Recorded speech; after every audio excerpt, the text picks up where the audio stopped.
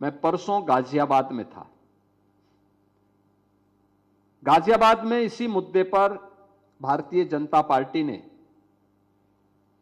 और वहां के कुछ उद्यमियों ने इसी प्रकार की एक संगोष्ठी रखी थी। आज मुझे इस संगोष्ठी का हिस्सा बनने के लिए गोरखपुर में आना पड़ा है और गोरखपुर में आज मैंने 2 संगोष्ठी रखी हुई हैं यहां पर। उसमें से एक मुझे विश्वविद्यालय में मौका मिल रहा है, एक सिटी में ही एक दूसरी संगोष्ठी में भी, जो विकसित उत्तर प्रदेश और आत्म उत्तर प्रदेश को लेकर के ही है, उस पर भी आज हम लोग चर्चा को आगे बढ़ाएंगे। महत्वपूर्ण यह है कि यह एक विषय चर्चा का विषय बन रहा है और मेरा यह मानना है विचार कभी मरता नहीं है।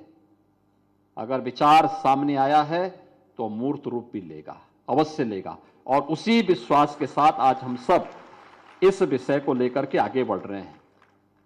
प्रधानमंत्री जी ने जब विकसित भारत की बात कही थी तो उस समय पंच प्रण के साथ उन्होंने 9 संकल्प भी देशवासियों के सामने दिए थे और वे बहुत छोटे छोटे हैं, जिसको हम सामान्य सी उसमें कह सकते हैं, हमारे दैनिक दिनचर्या के हिस्से किसी न किसी रूप में बनते हैं। जिसमें उन्होंने कहा था कि हमें जल के संरक्षण की दिशा में कार्य करना चाहिए, पानी बचाने का प्रयास करना चाहिए, जितना हो सके उतना ही खर्च करें। यानी अगर सरकार दे रही है तो हम जितना खर्च कर लें उतना नहीं। यह भी अपने आप में एक अपराध की श्रेणी में आता है जब हम फिजूल खर्ची करते हैं। तो जल संरक्षण, दूसरा पर्यावरण की दृष्टि से एक पेड़ मां के नाम, हर व्यक्ति कम से कम एक पेड़ जरूर लगाएं और जिसको लगा रहे हैं उसका संरक्षण भी करें।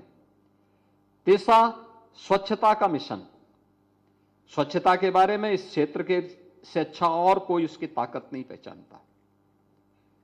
इंसेफ्लाइटिस से जो मौतें होती थी उसका मुख्य कारण गंदगी था। आज गंदगी मुक्त हुआ, इंसेफ्लाइटिस समाप्त हो गया। हजारों मौतें होती थी इंसेफ्लाइटिस से। उत्तर प्रदेश में 1977 से 2017 तक 50,000 बच्चों की मौतें हुई हैं और 17 के बाद जब सरकार ने अपनी फोकस कार्रवाई को आगे बढ़ाया, परिणाम है इंसेफ्लाइटिस पूरी तरह समाप्त हो गया। आज इंसेफ्लाइटिस से कोई मौत नहीं होती है।